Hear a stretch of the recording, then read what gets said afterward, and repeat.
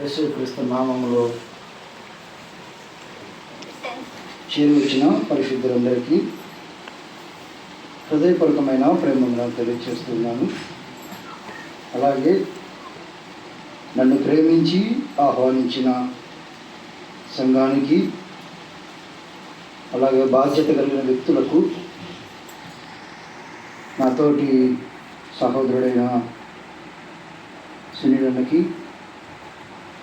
అలాగే ఇక్కడ ప్రయాసపడుతున్న దాసుడు మోషేన్నకు, అలాగే ఇక్కడ ఆయా స్థలాల నుండి చేరి వచ్చిన మీ అందరికీ హృదయపూర్వకమైన మరొకసారి వందనాలు తెలియజేస్తూ ఉన్నాను. దేవుని యొక్క మహాకృపను బట్టి ఈ రాత్రి మనమందరం కలిసి దేవుని స్తుతించడానికి, అలాగే దేవుడు చేసిన మేలులను జ్ఞాపకం చేసుకోవడానికి చేరవచ్చాము.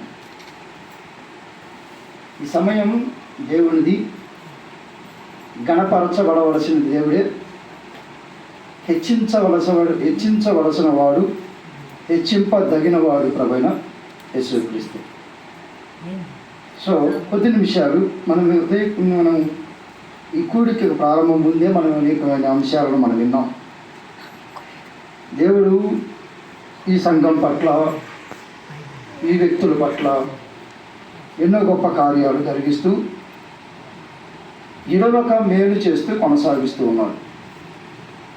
ఇక ముందు కూడా అనేకమైన కార్యాలు జరిగిస్తాడన్న నమ్ముతూ విశ్వాసంతో ఇంతవరకు చేసిన మేలులకై స్తుతిస్తూ ఇప్పుడు ఏర్పాటు చేయబడింది.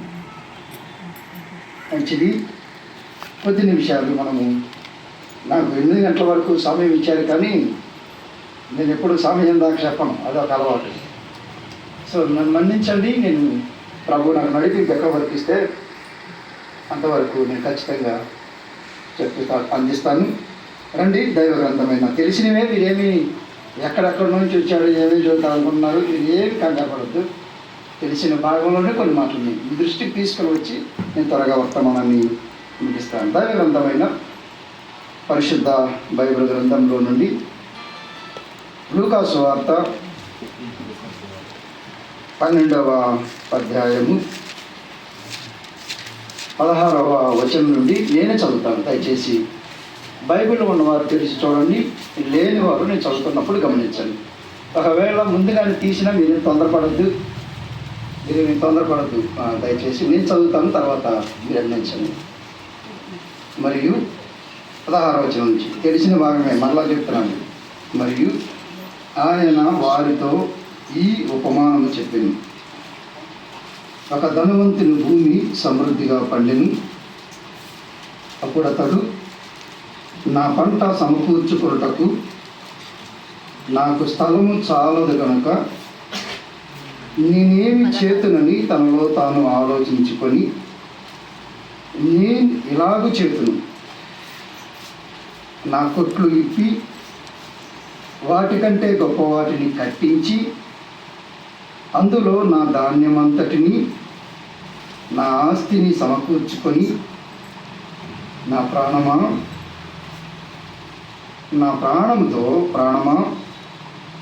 అనేక సంవత్సరములకు విస్తారమైన ఆస్తి నీకు సమకూర్చబడి ఉన్నది. సుఖించుము, తినుము, త్రాగుము, సంతోషించమని చెప్పుకొందుననుకొనెను. అయితే దేవుడు, వెర్రివాడా, ఈ రాత్రి నీ ప్రాణం నడుగుచున్నారు. నీవు సిద్ధపరిచినవి ఎవని వగునని అతనితో చెప్పెను. చదవబడిన ఈ ఇతర లేఖన భాగాలను దేవుడే మన వినికిడిలో దీవించి ఆశీర్వదించునుగాక. ఆమేన్. ఈ సాయంకాల వేళ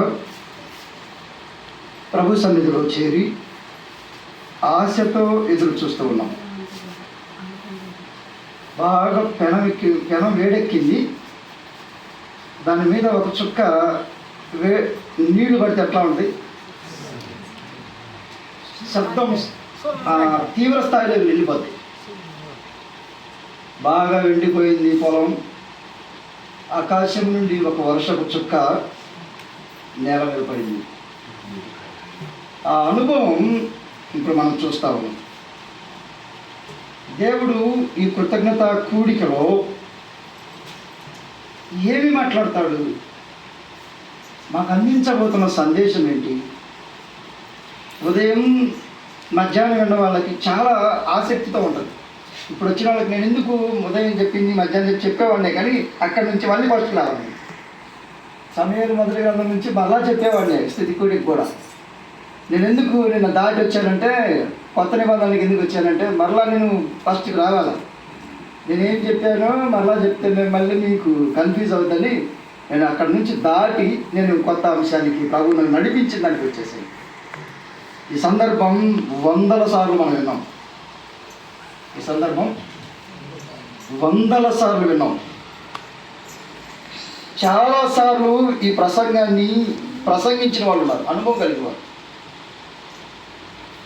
ఎన్నోసార్లు దీనిలో నుండి ఎన్నో ఆత్మీయమైన అంశాలను అందించి అలసిపోయిన దైవుని సేవకులు ఉన్నారు ఈ అంశం నుండి.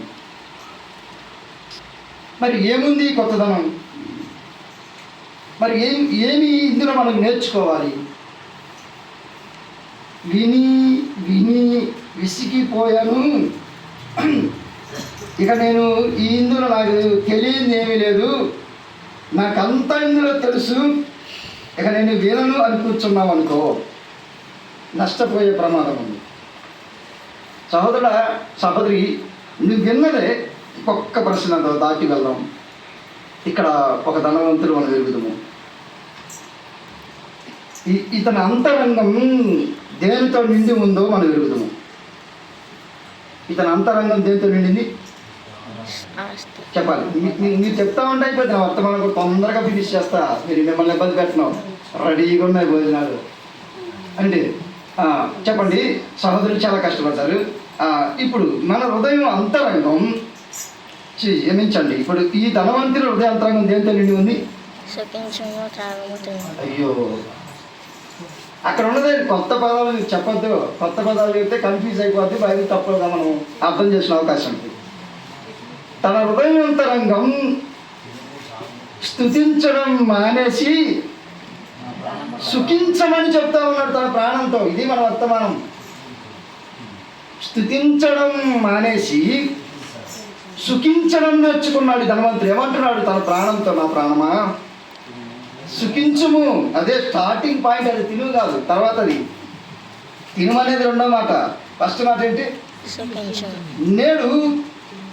నేడు లోకం దేనికోసం ప్రయాసపడుతుంది తెలుసా? దీనికోసం.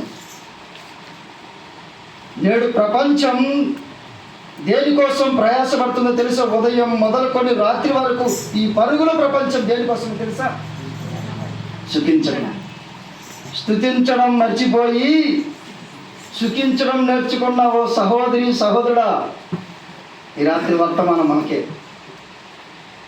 ఇతడు ధనవంతుడు కావచ్చు, ఇతడు అధికమైన పొలము కలిగిన వాడు కావచ్చు, విస్తారమైన ఆస్తి కలిగిన వాడు కావచ్చు.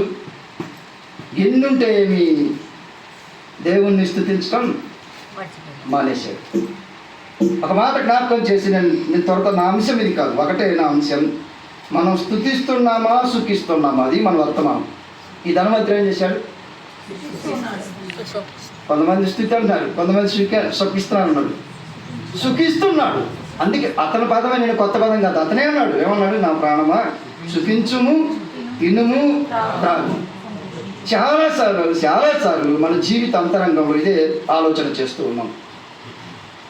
ఒక మాట నన్ను అడగని వెళ్ళేలా, ఇన్నాళ్ళు భక్తి జీవితంలో దేవుణ్ణి స్తుతించిన అంశాలు ఏమైనా ఉన్నాయా? హలో, ఇక్కడ కూర్చొని మిమ్మల్ని కాంగ్రెస్ మీరు ఎక్కడ బయట వాళ్ళం కాదు, ఎందుకు మీరు మౌనంగా ఉన్నారు? ఒక పోటీ నేను అడిగే ప్రశ్న ఏమైనా అర్థం కావడం లేదా? నేను అడుగుతున్నది, నేను మీతో చెప్తున్నమాట, మన ఇన్నాళ్ళు భక్తి జీవితంలో దేవుని స్తుతించింది ఎక్కువ, సుఖించింది ఎక్కువ. సుఖాన్ని కోరుకొని దేవుని సన్నిధికి వచ్చింది ఎక్కువ, దేవుణ్ణి స్తుతించడానికే ఈ జీవితం అన్నది ఎక్కువ. చెప్పాలి,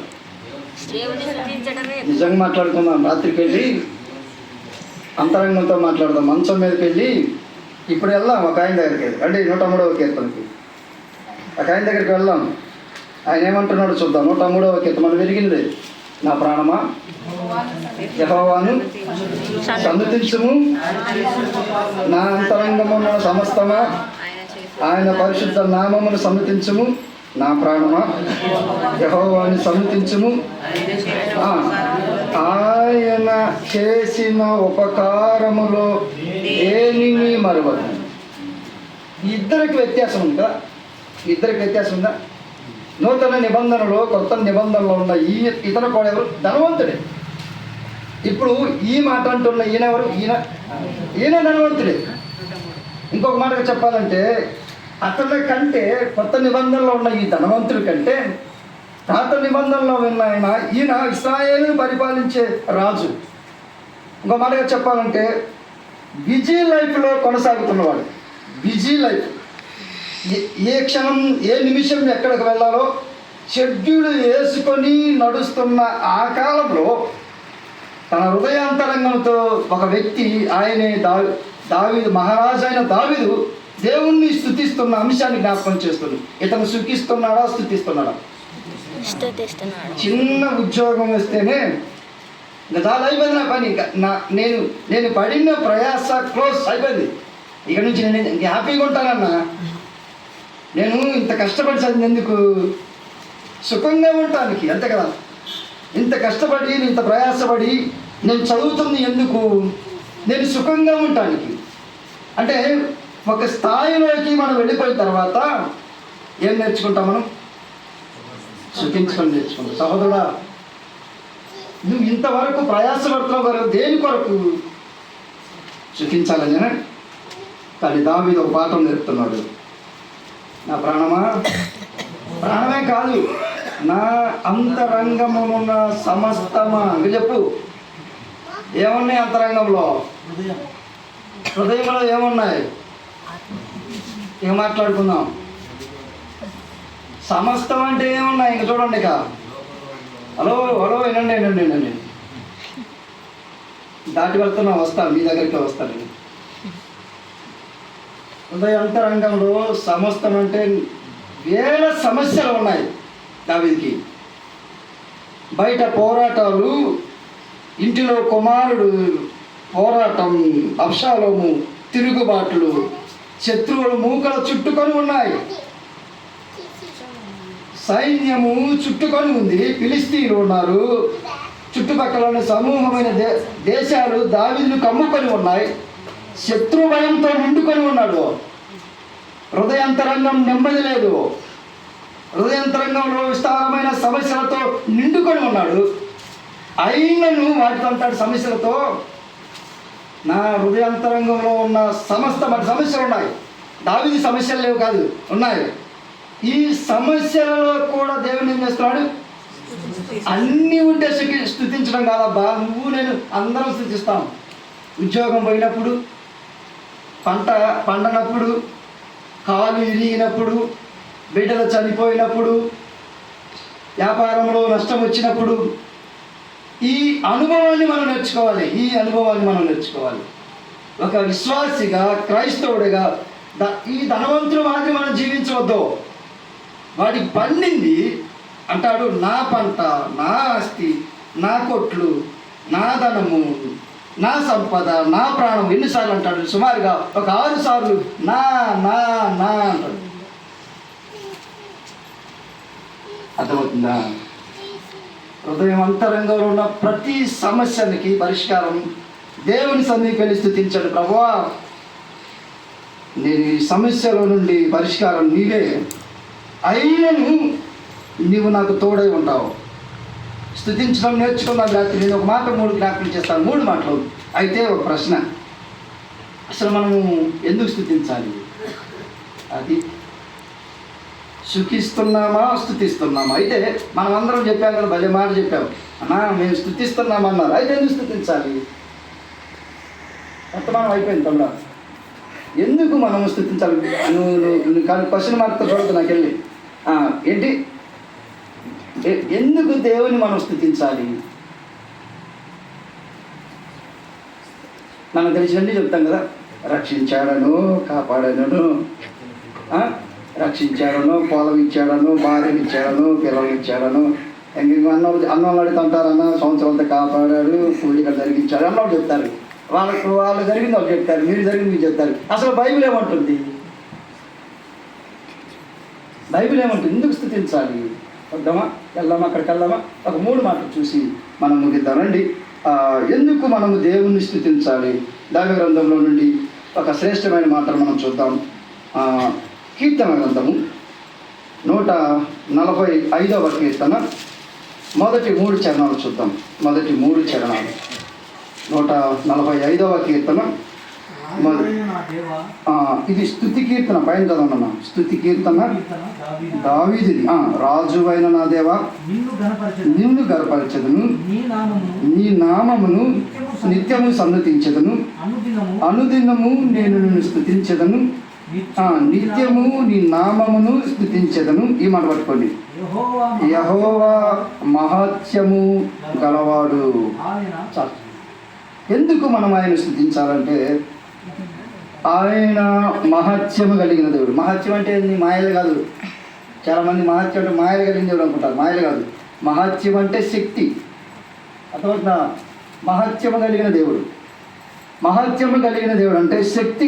నెంబర్ 1, మనము చూడవలసినది దేవుని శక్తిని చూడాలి. లేదా మనము భౌతికమైన వాటిని చూస్తే దేవుని మనం స్తుతించలేము. భౌతిక సంబంధమైన పరిణామాలు, భూలోక సంబంధమైన పరిణామాలు చూస్తే దేవుణ్ణి స్తుతించడానికి మనం ఏమాత్రం మనసు ఒప్పుకోదు. కష్టంగా స్తుతిస్తాం.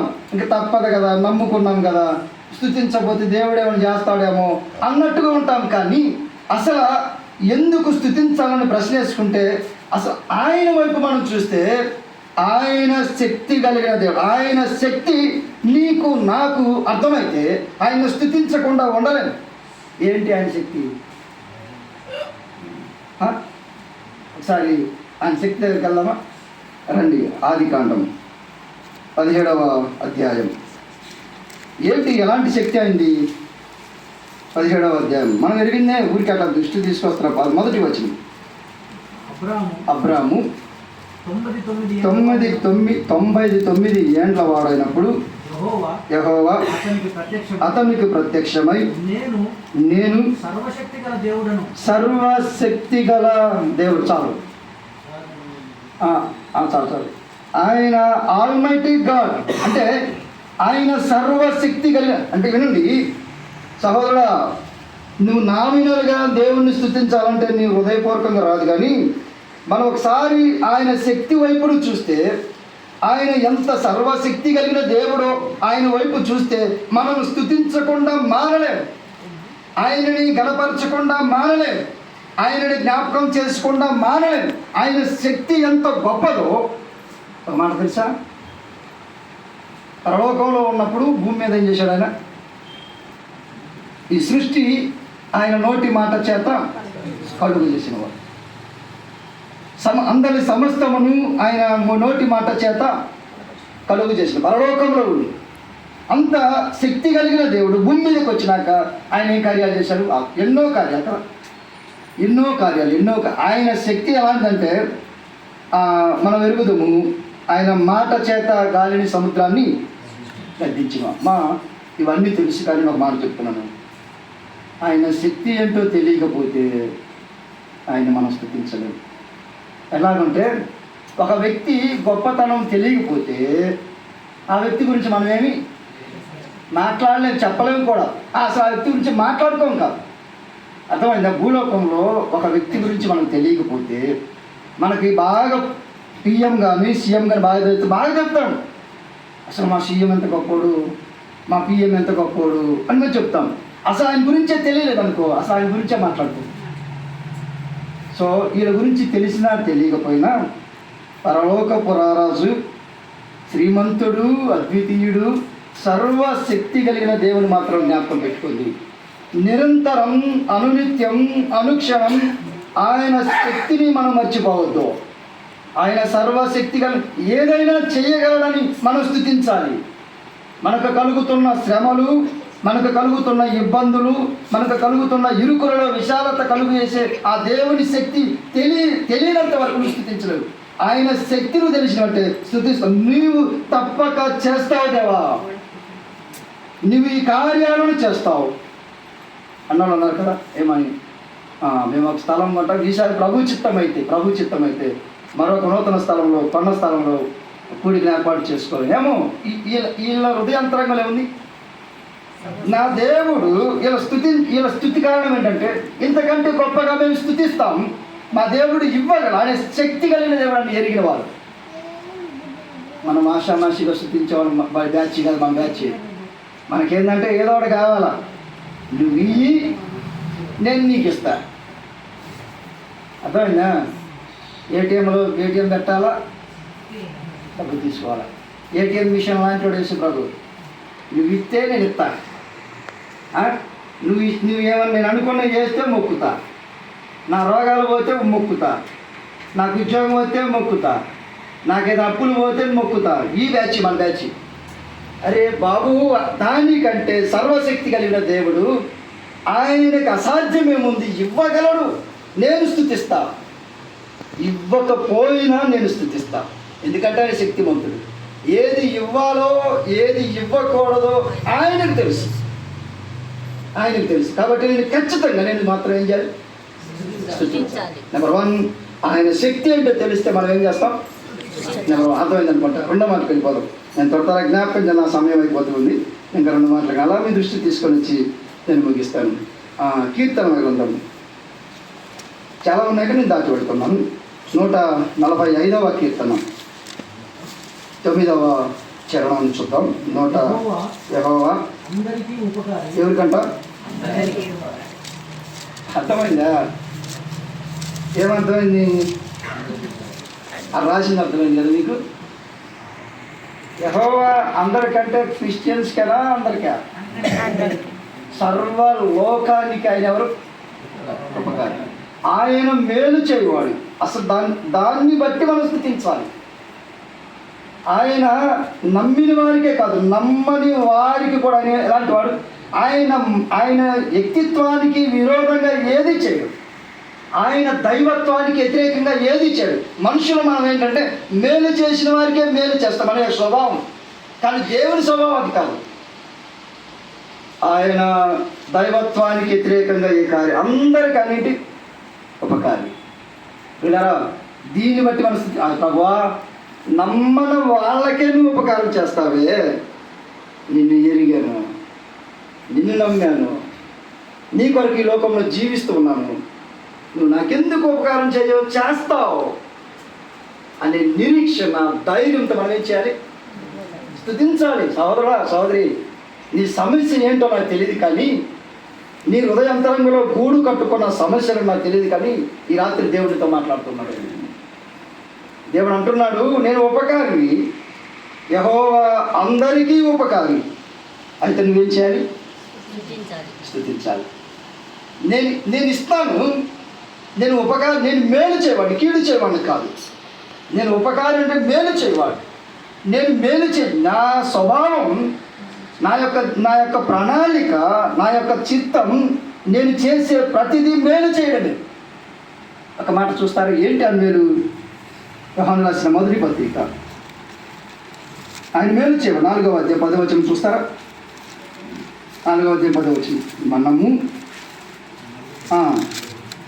దేవుణ్ణి ప్రేమించటమని కాదు, కానీ తానే మనలను ప్రేమించి మన పాపములకు ప్రాయశ్చిత్తమై ఉండుటకు తన కుమారుని పంపారు. ఇందులో ప్రేమ ఉంది. వినండి, ఆయన ఎంత ఉపకారి అంటే, మనం ప్రేమించాలి దేవుణ్ణి, మనం ప్రేమించాలి. ఆయన ఎంత ఉపకారం చూడండి. ఆయనే మనల్ని ప్రేమించి, ఏముంది మనలో చెప్పండి? ఈడిసి కొడితే అసలు లేవో, పైకి కూడా లేవు, కొడితే ఒక్క దెబ్బదాలు అంతే, లేచి కూడా తిరగం కాదు. అసలు ఆయన శక్తి ఏంటి? ఆయనేమో సర్వశక్తి కలిగిన దేవుడు, ఆయనేమో అత్యున్నతమైన ప్రేమ కలిగిన దేవుడు, ఉపకారి.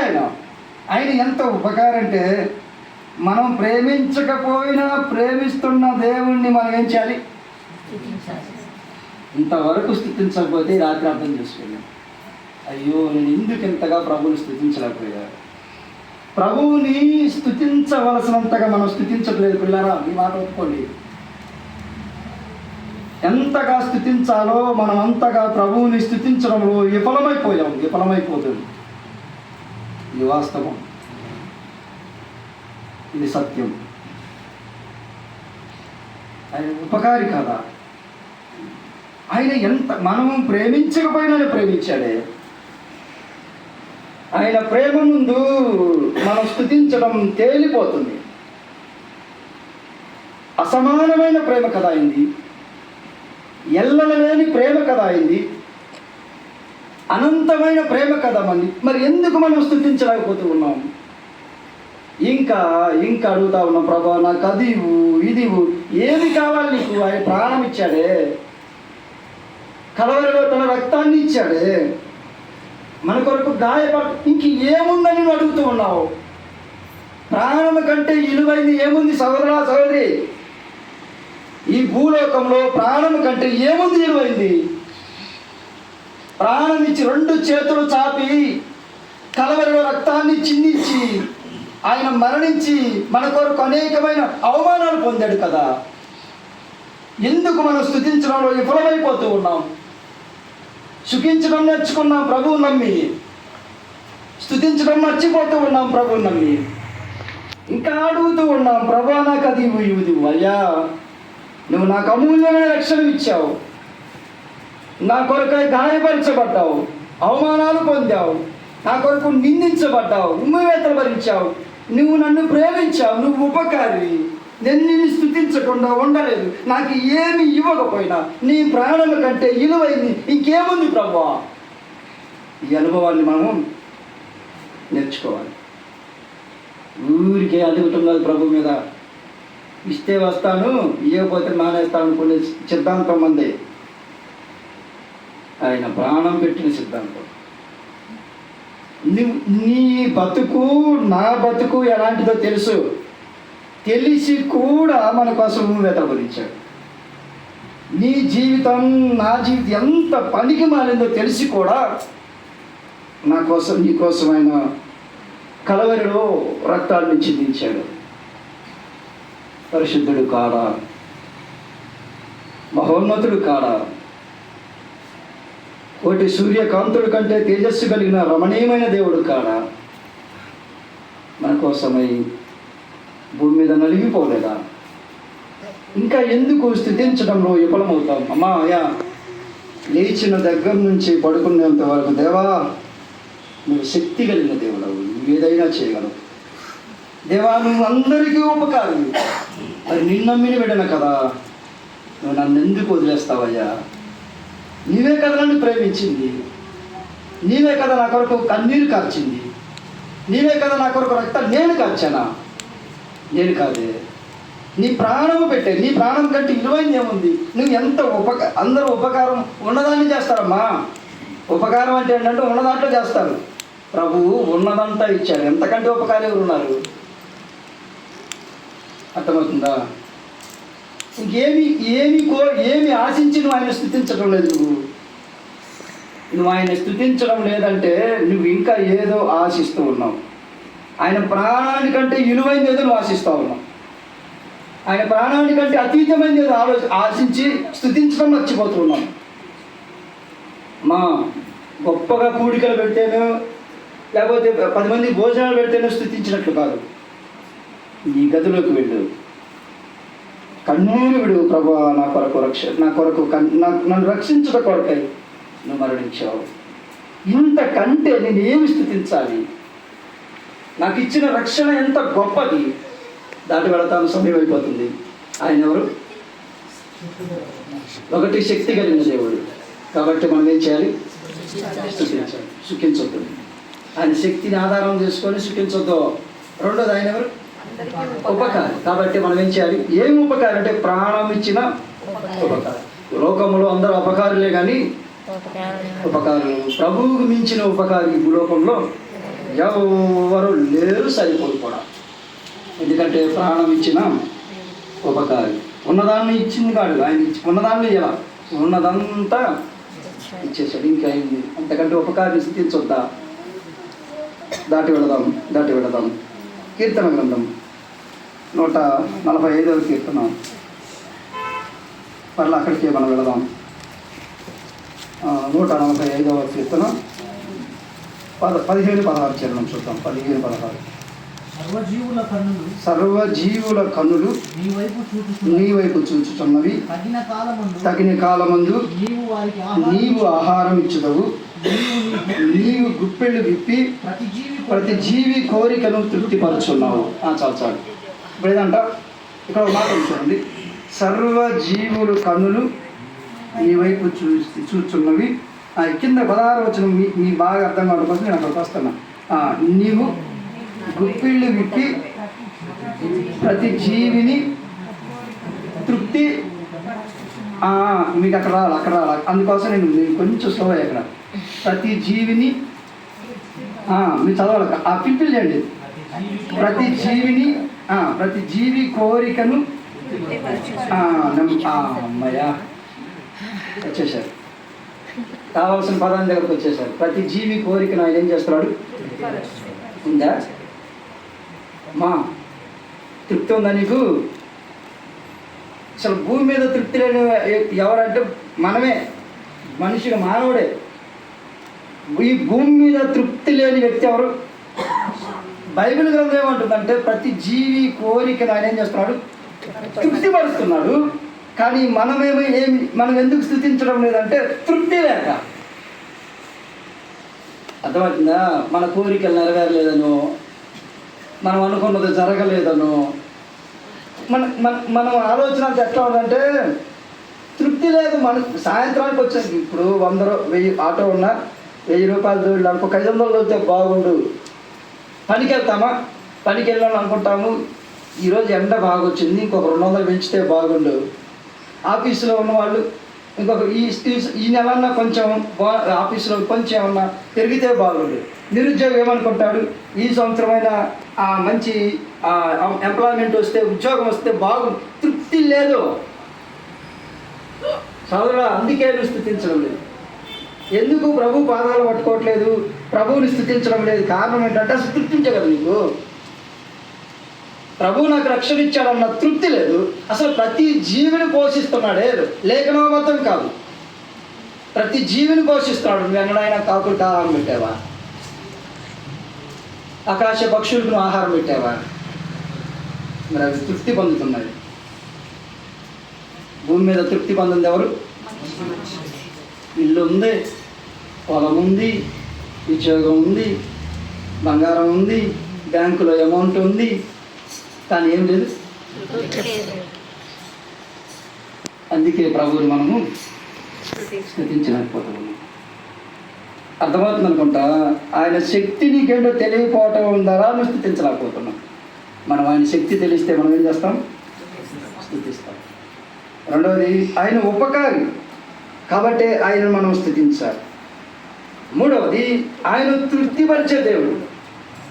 రక్షణ నీకు సంపూర్ణమైన రక్షణ, ఇది మధ్యలో వదిలేసే రక్షణ కాదు, నిత్య జీవానికి చేర్చే రక్షణ. ఇది మనకి అనుగ్రహించబడే రక్షణ, మధ్యలో వదిలేసేది కాదు. ఇది అంతము వరకు ఇది మనం రక్షించేది.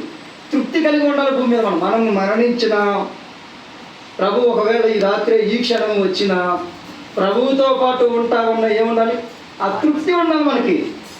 చాలు ప్రభు, నేను ఒకవేళ అన్ఎక్స్పెక్టెడ్గా మరణించిన, ఒకవేళ నీవే అన్ఎక్స్పెక్టెడ్గా వస్తే, అకస్మాత్తుగానే వస్తే నేను నీతో పాటు కాదు. ఇంకేం కావాలి నాకు?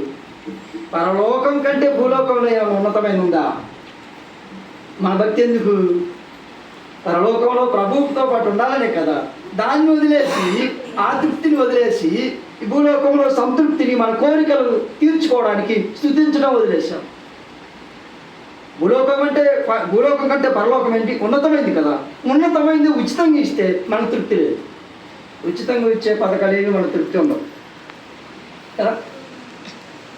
ఏనండి, తృప్తి కలిగి ఉన్నామ్మా. తృప్తి లేకపోతే ప్రభువుని స్థుతించలేదు. అర్థమైందా? నువ్వు స్థుతించలేకపోవడం కారణం ఏంటంటే అసంతృప్తి ఉంది నీలో.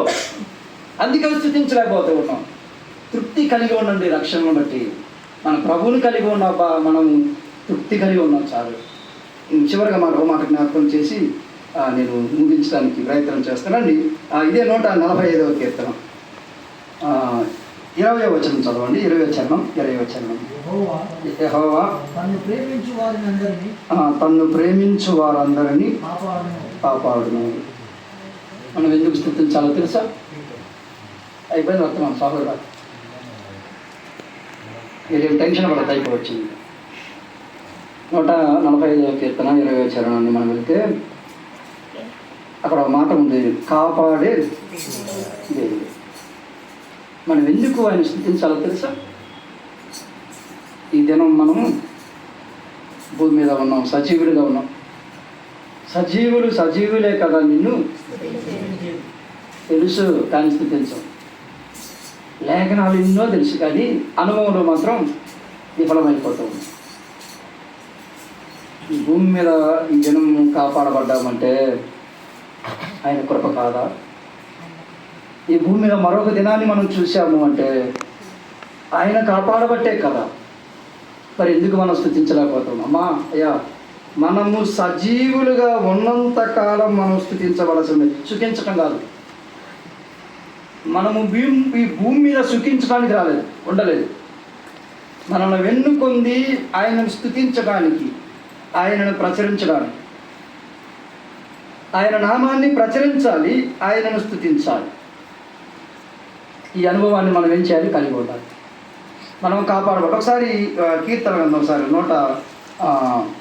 122వ కీర్తన 23వ కీర్తన అండి.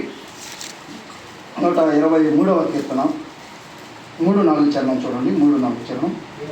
యెహోవా మేము అధిక తిరస్కారము పాలైతిమి, అహంకారుల నిందను గర్విష్ఠుల తిరస్కారము మా మీదికి వచ్చి ఉన్నాయి, అధికముగా వచ్చి ఉన్నవి. మమ్మను కరుణింపుము. మా ఎందుకు ఈ మాట అంటే, సమస్యలు మన మీద వలయములో చుట్టుకొని ఉన్నప్పుడు దేవుని సన్నిధికి వెళ్ళి ఆయన తప్పించేది ఎవరు? సమస్యలలో నుండి మనకు పరిష్కారం ఎవరంటే దేవుడే.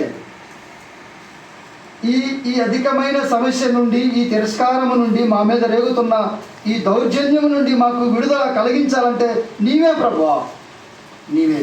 నువ్వు కాపాడే దేవుడు కదా.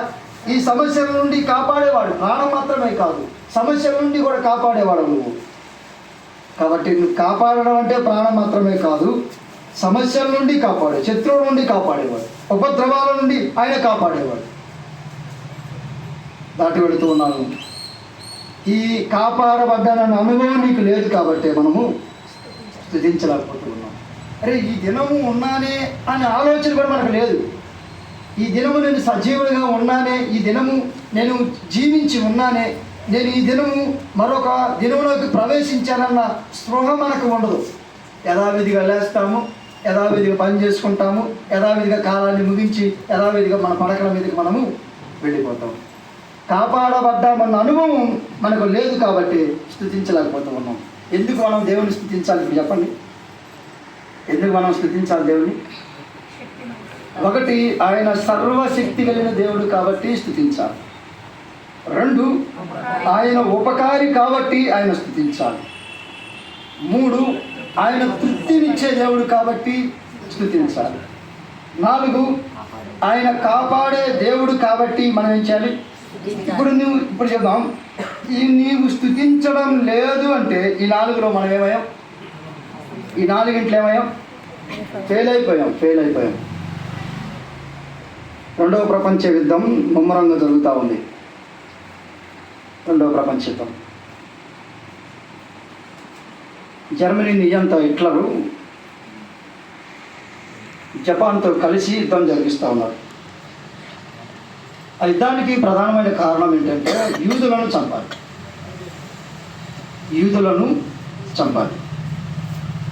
ప్రపంచవ్యాప్తంగా ఎక్కడెక్కడ యూదులు ఉన్నారో సుమారుగా 180,000 మందిని యూదులని ఈ జర్మనీ నియంత హిట్లర్ చంపేశాడు. ఒక గదిలో పెట్టేసి బాష్పవాయువుని వదిలి చంపాడు. అట్లా జరుగుతూ ఉన్నప్పుడు కొంతమంది యూదులు తప్పించబడుతున్నారు. యూదులలో కొంతమంది యేసు ప్రభు నమ్ముకున్నవారు. ఇది జరిగిన సంఘటన కథ కాదు. మీరు ఏదో కథ చెప్తా అనుకున్నారు. మధ్యాహ్నం చెప్పే ఒకటి, ఇప్పుడు కాదు. మధ్యాహ్నం చెప్పింది కథే, ఇప్పుడు ఇది కాదు, కథ కాదు. ఏనండి, వాళ్ళలో యేసు ప్రభు నమ్ముకున్న వారిలో వాళ్ళు ఒక నూతన జంట న్యూగియా అని ఒక ప్రాంతం ఉంది. న్యూగియా అని ఆ ప్రాంతంలో మిషనరీగా వెళ్ళారు ఈ ఇద్దరు భార్యాభర్తలు. ఎక్కడ యేసు ప్రభుని నమ్ముకున్న వారిని, యూదుల్ని క్రూరంగా చంపేస్తూ ఉన్నారు. నిర్దాక్షిణ్యంగా పట్టుకొని చంపేస్తున్నారు. అల్లకొల్లోలంగా ఉన్నారు, ప్రాణభయంతో పారిపోతున్నారు. యూదులైతేనే ప్రజలైతేనే యుద్ధం ముమ్మరంగా జరుగుతూ ఉంది, క్రూరంగా. ఆ సమయంలో ఈ యువజంట, నూతన జంట, కొత్తగా పెళ్ళి ఒక 20 రోజులైంది. వాళ్ళ భారం ఏంటంటే సువార్తను. అప్పట్లో మిషనరీగా వెళ్ళారు. వాళ్ళు ఆఫ్రికా నుంచి వారు న్యూగియా ప్రాంతానికి వెళ్ళారు. వెళ్ళిన తర్వాత అక్కడ ఉన్నవారు ఆ యుద్ధంలోని వీళ్ళు కనిపెట్టారు. వీళ్ళు సువార్త, వీళ్ళ పని ఏంటి? సువార్త చేస్తూ ఉన్నారు, దేవుడిని ప్రకటిస్తూ ఉన్నారు. వాళ్ళు పట్టుకున్నారు, తీసుకొని జర్మనీకి తీసుకొని వచ్చారు భార్యాభర్తని. భార్యను ఒక చోట, భర్తను ఒక చోట జైల్లో వేశారు. ఏమేమో స్త్రీలు ఉండే దాంట్లో ఇక్కడ ఉంచారు, ఆయన్నేమో పురుషులు ఉండే దాంట్లో అక్కడ ఉంచేశారు. వాళ్ళ చిత్రహింసలు పెడతా ఉన్నప్పుడు భర్త ఆ చిత్రహింసలు తట్టుకోలేక చనిపోయాడు. భర్త చనిపోయాడు. ఈ విషయాన్ని చెరసాలలో ఉన్న ఆమె దగ్గరికి చేరవేశారు. విషయాన్ని భర్త కొట్టడం ద్వారా, తిట్టడం ద్వారా, అనేకమైన ప్రశ్నలు అడగడం ద్వారా ఈ భర్త చనిపోయాడు అన్నప్పుడు ఆమె విలపిస్తా ఉంది, ప్రభువా, మేము నిన్ను నమ్ముకొని కొన్ని ఆశలతో కొన్ని ఆత్మలు రక్షించాలని మేము వచ్చాము.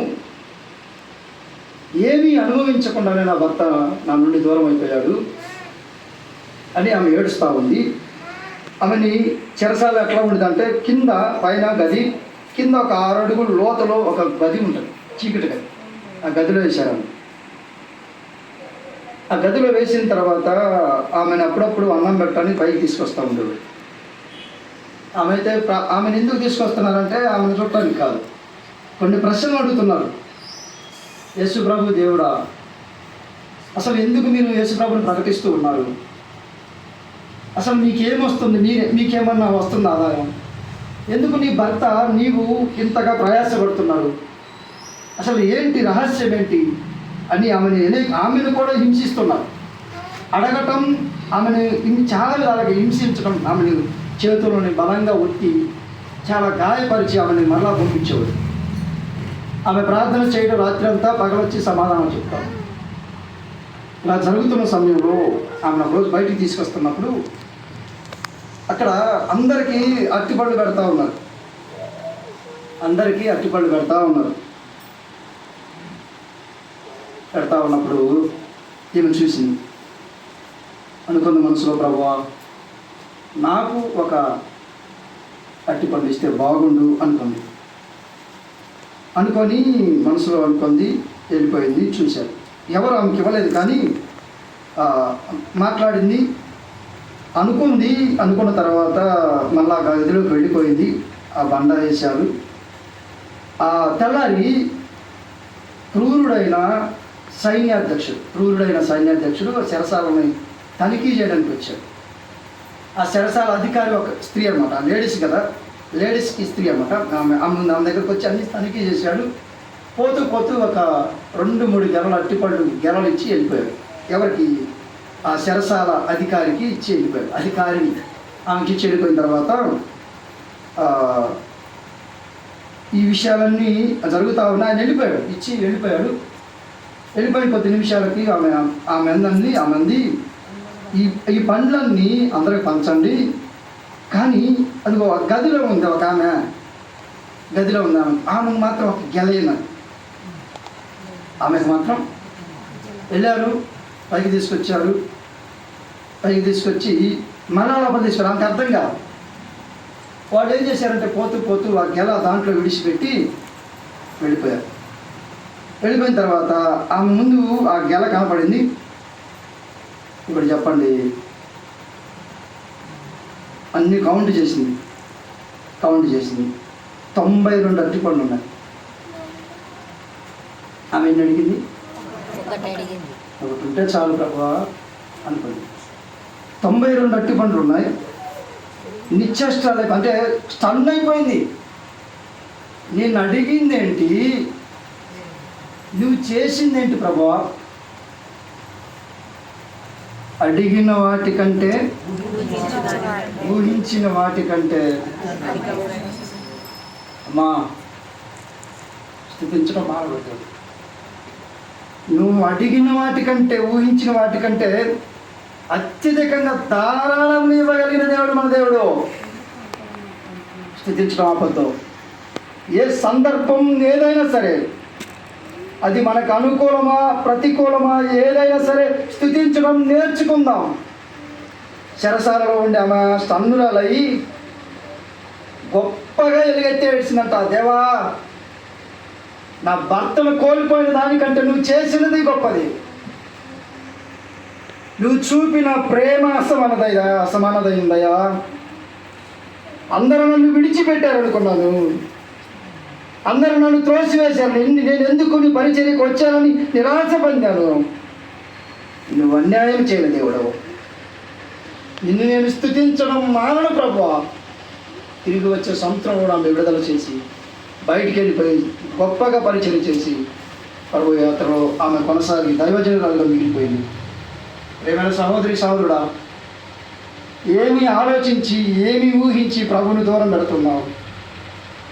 ఏమి కోరుకుంటూ ప్రభుని స్థుతించడం ఆపేస్తున్నావు? లోకం అలాగే ఉంది, నీవు నేను కూడా అలాగే ఉంటామా?